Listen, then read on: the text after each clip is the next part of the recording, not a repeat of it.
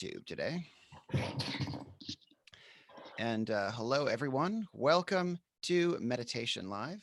My name is Stefan Ravalli. I'm a host here at Meditation Live. I'm also the host of the Serve Conscious podcast and a meditation mindfulness teacher. And we are going to talk about the art of the digital detox, the conversation around the digital detox today. And I'm here with Pandit Dasa. And in just a moment, I'll pass things over to you to start things off. First, I want to remind everyone to please use the interactive features to talk directly to us. There's a chat box, there's a Q&A box, and there is also the put your hand up feature where we can enable your mic and talk directly to you. Also, do note these features are not available if you're watching on YouTube Live. You have to download the app from the Google Play Store and the Apple App Store so we can talk directly to you there. And great, Pandit, welcome. And please launch us into a practice to begin today's discussion, if you like. Yes, definitely. I'm happy to be here to join this very, very important conversation. But you mentioned, let's start off with a short meditation so we can become focused and grounded. Because I'm sure our minds are thinking about a lot of different things, including the big week coming up next week with all the holidays and the gifts and the parties and things like that. So let's start by sitting comfortably, closing your eyes. You can put both feet flat on the floor. Bring all of your focus and attention to the weight of your feet pushing down into the floor. This is one way to keep our mind focused on one thing as opposed to 50 things.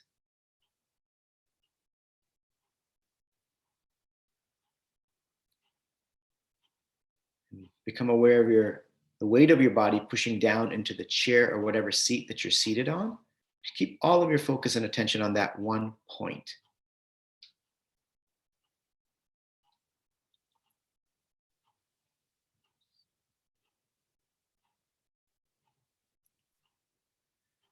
Become aware of your hands and fingers. Now let's take some deep breaths. Breathe in a way that you straighten your back as you inhale. You fill up your lungs completely.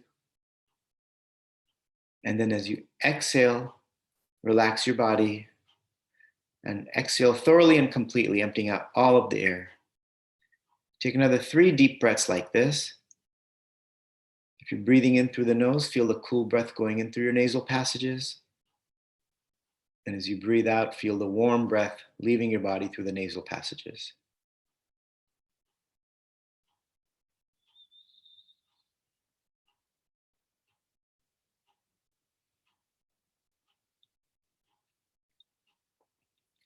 Try not to plan. Try not to think about the past.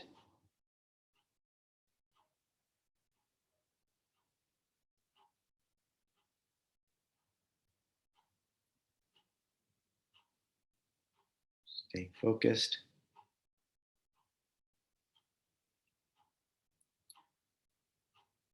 Bring your awareness to your eyes. And take the next 5 seconds to very slowly, millimeter by millimeter, begin to open your eyes.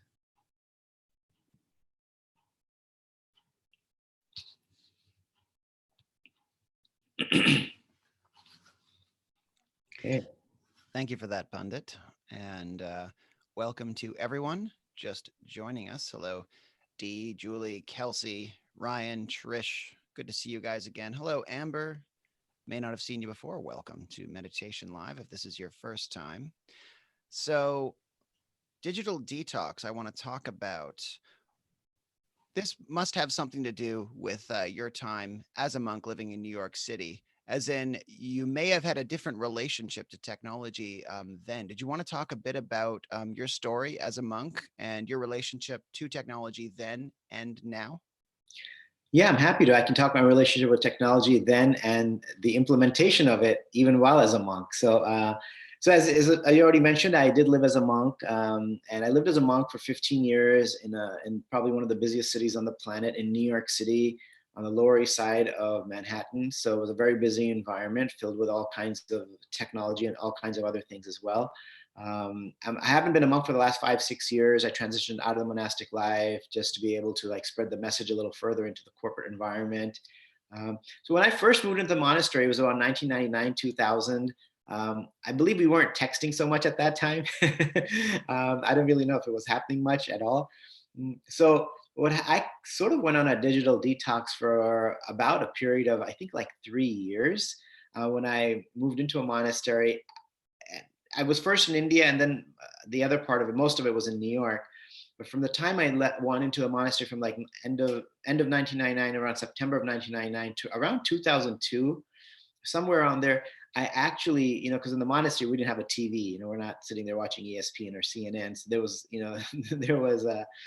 there was no TV, and for the part of it, I didn't even have a laptop. So I was just not aware of anything happening out there. The news, I really didn't know what was going on. And this is not me living on like 4th Street and First Avenue, right on the Lower East Side. So, but after a few years, I started to again check out the news and see what was happening. I literally just didn't watch the news, and I realized after those 3 years, I'm like, what did I miss? I'm like, oh my gosh, nothing at all. I didn't miss anything at all. There's a bunch of people. There's politician doing their corrupt thing. There's some businesses doing crazy things. There's a murder here, and there's a this there, and that's. I'm like, okay, I guess that nothing's really changed. And I'm like, oh, I just saved myself 3 years worth of, crazy news, because news is usually news if there's a murder or some crisis or some craziness involved. If somebody, took a cat down from a tree, that's not going to make it on news. If someone, robbed someone else for $1 billion, that'll make it on the news. So I'm like, I just saved myself 3 years of that, and I was so grateful for that. So it did start with that. That was my realization. I didn't miss out on anything, but gradually, for me, it did start because I started doing a lot of lectures and mindfulness sessions on college campuses like Columbia University, New York University. And then to be able to stay in touch with the students, I had to get a Facebook account. So, like in 2002, 2003, I got a Facebook account. I really didn't know what it was. And I was a monk. So when I would tell students, hey, I got a Facebook account, and then they would have like this weird smile on their face, and I wasn't sure why they were smiling. I'm like, God, did I just sign up for like a dating site? I really didn't know what it was exactly. Like, I hope I didn't sign up for some dating site, because I was a monk, and but students had a strange smile on their faces. But then it helped me stay in touch with them, and then gradually, I think in 2004, I got like one of those flip phones, so I could receive calls and send calls. So it was a nice detox. And life moved on. Life just happened. I didn't feel like it slowed me down not having that. It was, I think, a slightly more peaceful life. And of course, now, post monk life, I've got but I mean, even throughout my monk life, I was just like using the technology a lot to prepare presentations that I would give in college campuses or high schools, sometimes in companies, phones, flying around here and there for different topics, for different speeches. So even in the first few years, I had like a full-on detox, not using any technology at all for the most part. And then gradually it started to increase as my own speaking was taking off, and I needed to involve more of it in my life. Right. And so its presence increased as it was required simply as a tool, to continue to, do your work. Yeah. Have there been periods where you felt it's been encroaching a little more than simply being a tool? Because I guess it being a tool would be considered healthy. Yeah. But then once we become a tool of the technology, then that's, I guess, when there's alarm bells. You ever noticed it kind of causing disruptions in your life or unforeseen challenges? Yeah, for sure. I mean, I really did use most of it as a tool. Like for me, it was like something I wanted to use. But gradually, I think we start to get tooled by the technology. I noticed that happening too. Just like I notice at times when you're having a conversation with someone and you get the urge to check your message, even though you know that there's nothing urgent that's about to come. There's nothing urgent happening in my life right now where I need to, if that is, and I tell the person, hey, I might be getting a call from my mom or from someone that it may be urgent. But yeah, so I have noticed that it encroaching into my mindset more and more, where needing to check it, even when there's no real need. Most of the time when I check it, I realize if I checked it later, it would have been totally fine. I mean, I think there's hardly a time when, it's like, oh my God, I need to check it right now.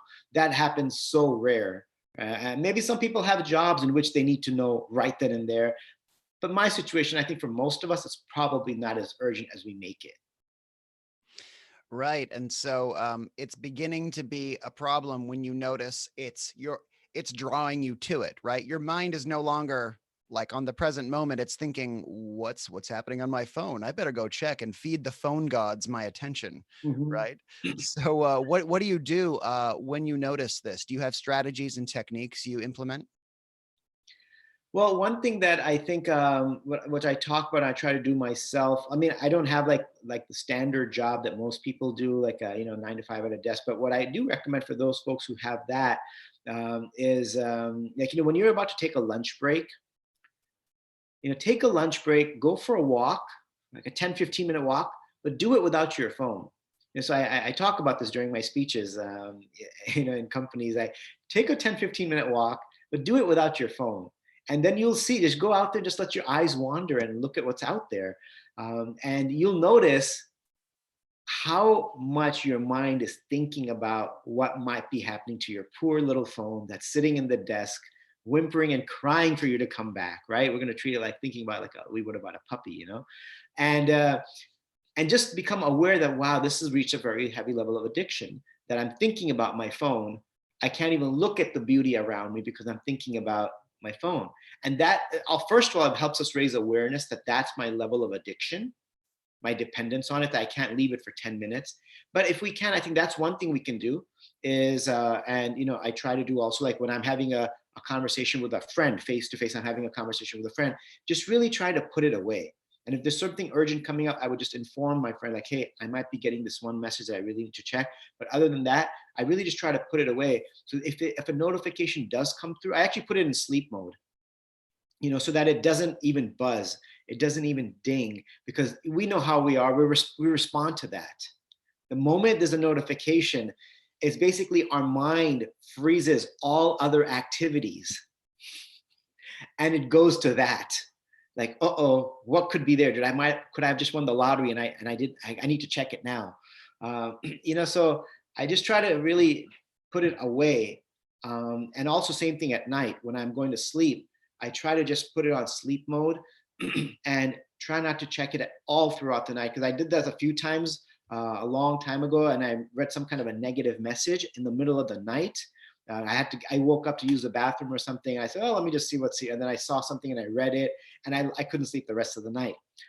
So at night, during lunch, and when you're having some, quality time with friends and family, I think those are good places to start, by just making a rule for yourself that, I'm going to have 15 minutes of my lunch hour is going to be without my phone. It's going to be with me and myself and I. We're going to have lunch and just collect our thoughts. Just think about what's important to me, and not worry about what someone else is saying at that point. All right, I got a question for everyone. I'm going to get you to answer in the chat box here. Think of examples where you've separated from your technology for any period of time. How did you feel, in terms of like maybe the discomfort of it at first, and or how did you feel in terms of feeling better and noticing you had a richer experience of life? And actually, I'm curious, if you have a perspective on this, phones are not even a rich sensory experience. I mean, it's like words on a screen, it's like two-dimensional. I mean, it's nothing compared to being like physically in the presence of a person and talking to them. It's nothing like being in all of the majesty and beauty of nature. So why does a phone get its claws in us, and maybe like being in nature doesn't? It's not nearly as addictive as being in nature, even though we feel better every time we go for maybe a walk in the woods. What is this addictive quality or chemical in a phone? Yeah, I think it makes us feel validated when somebody's writing to us, or when someone has liked one of our posts. It makes us feel validated. Somebody has recognized my presence on this planet. Someone's acknowledged that I did something that was valuable to them. So it makes us feel good about ourselves. In nature, the trees aren't going to like say something back to you. Hey, nice pair of shorts, nice hiking boots, So in that sense, maybe it's because that's that interaction we have. Someone's appreciating, someone's liking, someone's acknowledging what we did. That gives us a certain boost. And that's why we need to keep feeling that over and over again. When really what we want to do is learn to feel good about ourselves and who we are without necessarily the acknowledgement of others. And of course, that's not how we're going to live our life, but to also be peaceful and satisfied without constantly receiving acknowledgments from others. And then when we're in nature, we can really truly be by ourselves and with ourselves. I mean, of course, if there's signal, we're going to keep checking it. I mean, I know I went on a hike with my friends, and I noticed every once in a while I'll be pulling out my phone, just saying, okay, did anybody, is there a message here that I didn't get because there was a signal in one place, but there was signal over here. So, I was doing that too, but it was much less than if it is at home or, at an airport or just somewhere else. But I think it's just like that validation that we're constantly looking for from others that makes us want to. And also, things get old. We want to see new news, what's happening with this person, what's happening with that person, what's on the news. We just need new information over and over again to such a degree that in nature, there's no new news. You're out there. It's just you're walking down a path and you climb some rocks and you go down a path. So, which can be new. But, the constant receiving of not information is sort of gives a bit of a high. And that's why I think we get addicted to it. It's right there in this little package. You just have this thing, and the whole world is available to you right there, and that makes it, I think, so. It's got us actually. It's almost like, who's walking the dog? Are you walking the dog? Or is the dog walking you? Yeah, exactly. And I feel like it's also more likely to walk you if it provides some sort of escape from reality too, into one that's maybe simpler and is less uncomfortable. And how do we know when technology is kind of like, compulsive eating, where we're like putting something between us and what we're really feeling and experiencing because we're maybe afraid of it? Yeah, I mean, I think the real clear sign that it's unhealthy is when we are actually can't stop ourselves from checking our devices while having a conversation with a family member or friend, because then we're basically saying that whatever's happening on my device is more important than you. That's really what we're saying. I think that's a clear indication, sign for us. If we're checking it while we're having an actual personal conversation, then we know that there's something wrong. Like I said, if there's some real urgent thing, I would tell my friends that, hey, I'm expecting a really important call that might come in, and I have to take that if that comes in. But that's one thing, of course, and I think we're all guilty of this. And, I am too, like you're driving and then you need to send a message, and that's, of course, that's very dangerous. So that's a sign of that it's become unhealthy. And sometimes you can analyze, I'm like, I could have sent that message 30 minutes later when I got to my destination easily. I could have easily sent that message 30 minutes later, but I had to do it now. Why did I have to do it now? Why couldn't I have waited? Again, is it the excitement of just getting one thing done and then waiting to see what they're going to say back? So I think those things, when we're risking our own health and when we're risking our relationships, I think those are clear. Or like you're walking, crossing the street, and you're checking your phone, right? So when we're risking our health or our relationships, and our safety, then we know that it's gotten to a point that it's actually unhealthy. And something, and then we have to set up some certain parameters for our own selves that, at these times of the day, I'm just not going to check it. Yeah, and do you have, if you haven't already spoken about it, do you have systems and parameters you use for yourself, or that you teach other people in order to have clear boundaries between yourself and technology? Well, yeah, I kind of addressed it earlier, just like, for example, taking a lunch break for like 10, 15 minutes without checking your phone, or, when you go to sleep at night, put it on sleep mode, so that it doesn't ding, the notifications don't go off. And if you're too addicted, just get an alarm clock, and check your phone in the morning. Don't even like bother with it. Because then if there's a message there in the middle of the night when you know, for whatever reason, and you read that message, your brain becomes activated now, and you're going to lose sleep. So I think, and also just make it a thing when you're having dinner with your family, just put the thing away for 1 hour. Just put it away for an hour. If we can practice these little things, or if you're in a meeting with someone, and even if you're the manager or the boss, put the thing away and you're showing that you really respect the person sitting in front of you. And if you're the boss, because that's a great sign. They'll notice that, wow, you put the phone away. You put it in the desk.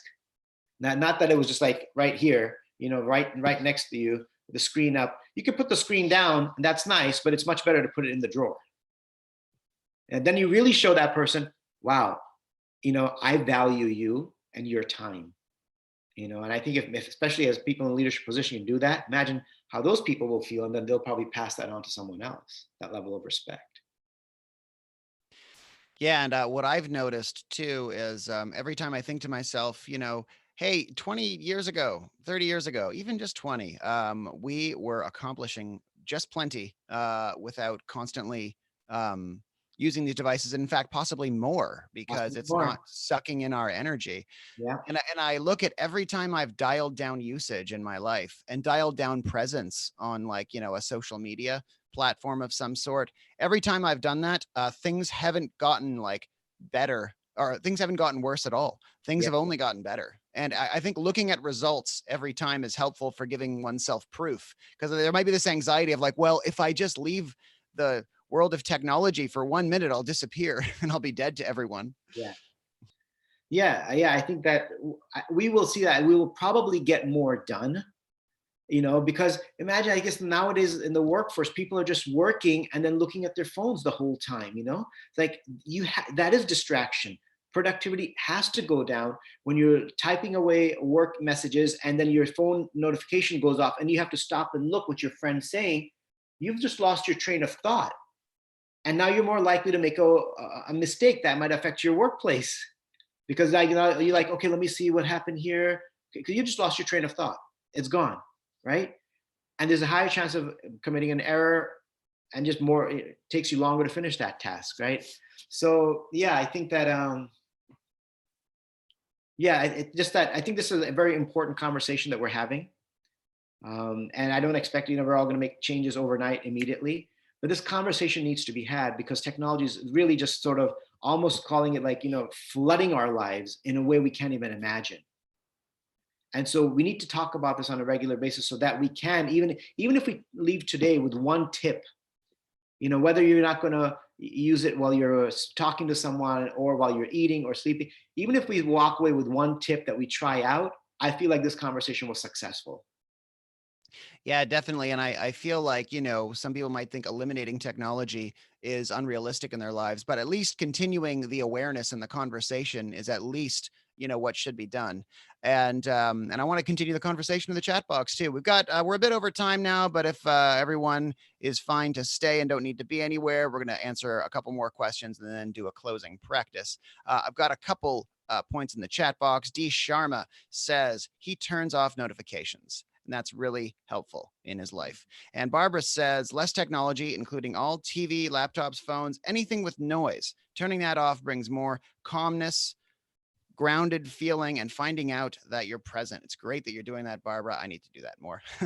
So one more question actually around this topic of eliminating technology. Is it possible to have actual periods of total abstinence from technology? I know we're talking about reduction programs or minimizing it, but like, is it realistic to just say, you know what, nothing, no phones, no computers, no nothing for a few days? Are these recommended practices as well?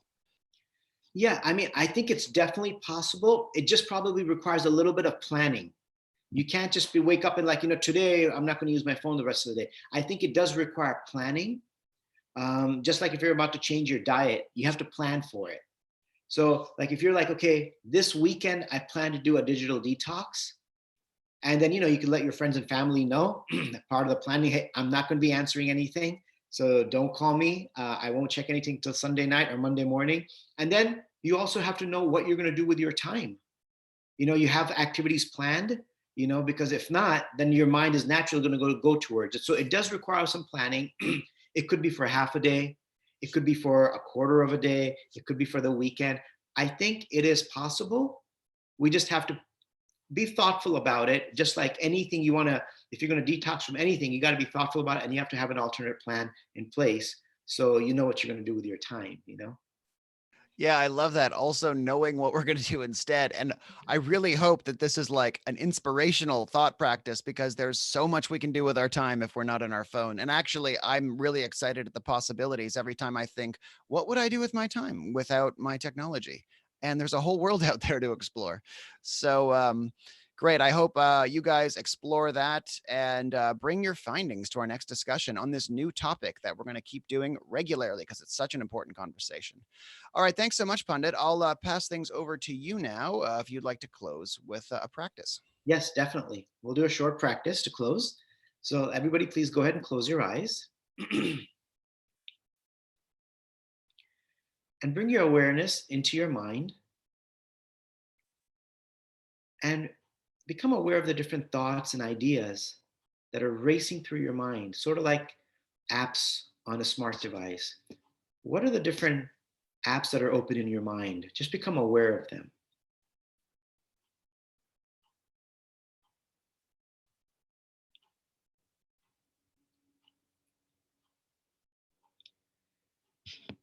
Try not to get absorbed in any of those apps. Don't start planning. Just visualize what's happening in your mind as you would visualize a cloud passing through the sky from a distance. Just observe. And then take a really deep breath in and fill your lungs completely, straightening your back as you inhale. And as you exhale, blow out all of the thoughts that you recognized, letting everything go, emptying out your mind, detoxing your mind, and just relaxing it. Now bring your awareness into the region of your heart. Take a deep breath in.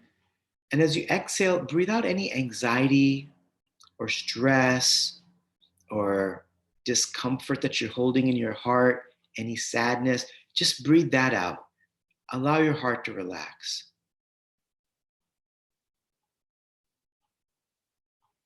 See if you can pick up on the actual beating of your heart.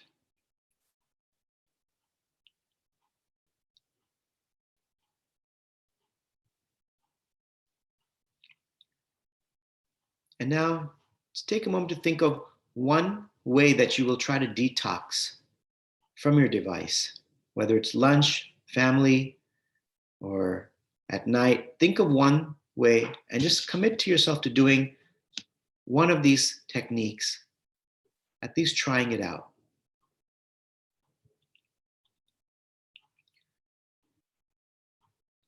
Take another deep breath in and exhale. You can bring your awareness to your eyes and slowly begin to open your eyes.